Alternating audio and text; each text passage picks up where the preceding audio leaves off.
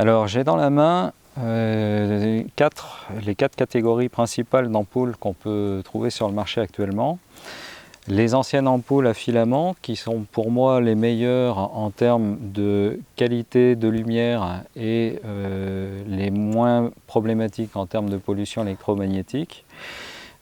Simplement, ce sont des ampoules qu'on ne trouve plus sur le marché depuis l'année dernière et qui ont un inconvénient principal, c'est qu'elles consomment beaucoup d'électricité, du fait qu'elles chauffent tout autour lorsqu'elles fonctionnent. Ensuite, j'ai un autre type d'ampoule qui est les ampoules de type halogène qu'on peut trouver encore sur le marché jusqu'à fin 2016, qui consomment 40% de moins que l'ampoule traditionnelle et qui, en termes de pollution électromagnétique, sont celles que je conseille pour le moment, puisqu'elles n'ont pas plus de pollution électromagnétique que celles à filaments.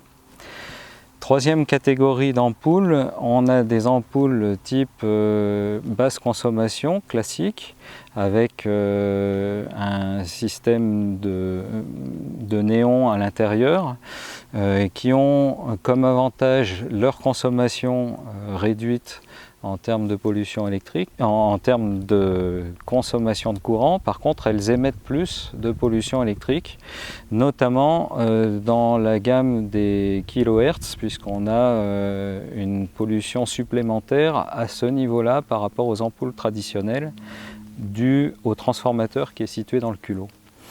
Ces ampoules, pour moi, sont donc à privilégier dans des endroits où on n'est que en passage, mais on va éviter de les mettre en lampe de chevet, puisqu'elles rayonnent fortement en kilohertz jusqu'à, on va dire, 1 mètre de l'ampoule. Donc, en usage lampe de chevet et en usage lampe de bureau, elles sont plutôt à proscrire. Dernière sorte d'ampoule, on a des ampoules type LED, qui là vont en termes de pollution électromagnétique être globalement relativement satisfaisantes, puisqu'elles consomment très peu aussi et elles rayonneront un petit peu d'émissions supplémentaires dans le culot, mais vu la faible consommation, on est sur des ampoules qui sont pour moi plus satisfaisantes. La grande question, c'est de les choisir correctement, et ce qu'il faut faire dans ce cas-là, c'est utiliser des ampoules de lumière chaude,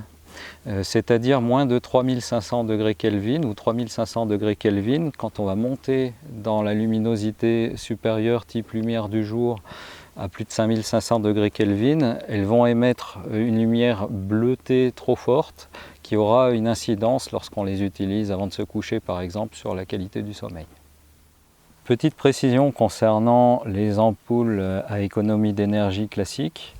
Lorsqu'on fait une mesure dans la bande des kilohertz, on va se rendre compte qu'on a entre 10 et 30 volts par mètre lorsqu'on mesure cette ampoule à 30 cm de l'ampoule, selon les normes TCO qu'on utilise pour les écrans d'ordinateur, sachant que la norme TCO des écrans d'ordinateur préconise moins de 1 volt par mètre dans cette bande de fréquence. Donc ça veut dire que lorsqu'on utilise une lampe de chevet avec ce type d'ampoule, on est entre 10 et 30 fois la norme TCO pour les écrans d'ordinateur, ce qui n'est pas d'une logique implacable.